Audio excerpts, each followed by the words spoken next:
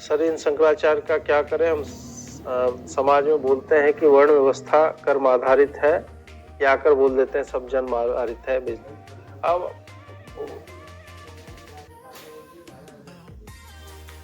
जिन्होंने स्वयं शास्त्र का अध्ययन नहीं किया है प्रॉपरली और जिनकी बातें पॉलिटिकली मोटिवेटेड होते हैं वो इस तरह की बातें करते हैं।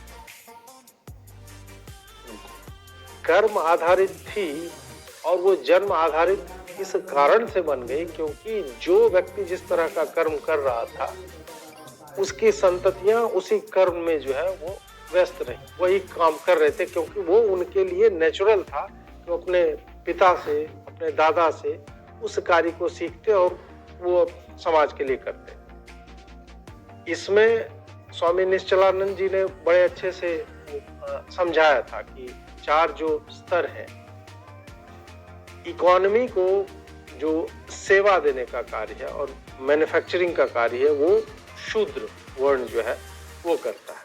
सर्विसेज एंड मैन्युफैक्चरिंग वो उसका काम है। आप देख लीजिए जितने भी उत्पादन वाले जितने भी कार्य हैं वो आप उन्हीं वर्णों में या वही जातियां जो है वो करती हैं।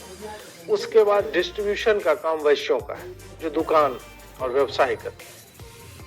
कंजम्पशन तो पूरा समाज ही करता है। सुरक्षा का दायित्व जो है वो क्षत्रिय के ऊपर है और सुरक्षा केवल ये नहीं कि बॉर्डर पे क्या कर रहे हैं, ये नॉर्मल एक विलेज लेवल पे भी वो बात है। और शिक्षा का कार्य जो ब्राह्मणों का है, ये सारा कुछ तो वो एक फाइनेंशियल फंक्शनिंग जो है वो एक ग्रामीण अर्थव्यवस्था का और फिर ग्राम से जनपद और जनपद से राज्य या राष्ट्र उसकी अर्थव्यवस्था के लिए वो था।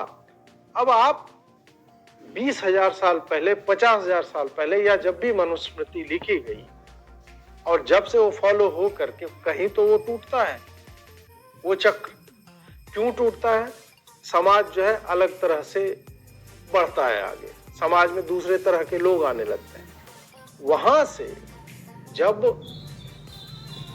जन्मगत चीजें जो है वो कर्मगत नहीं रह जाती है या कर्म से जो चीजें आधारित होती थी उसको अगली जनरेशन कैरी ओवर नहीं करती है तो फिर विविध तरह की जातियों का अभ्युदय होता है। फिर अब क्या है कि इसमें यदि जो बच्चा पढ़ लिख रहा है, आप देख लीजिए ना, हमारे वाल्मीकि जी किस समुदाय से आते थे, ऐसे बहुत सारे संत कवि रैदास हैं, किस समाज के थे वो?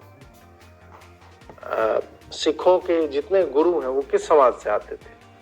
लेकिन क्या वो भगवान के देवता तुल्य नहीं है, अवतार पुरुष नहीं है वो? क्यों?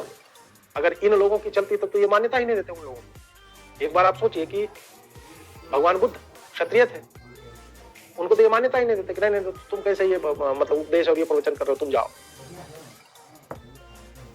ऐसे लोगों को समझना चाहिए कि हमारा समाज किस जगह पे खड़ा है और हमें कब क्या बोलना चाहिए। क्या बांग्लादेश में एक हिंदू स्टेट पॉसिबल है माइग्रेशन से?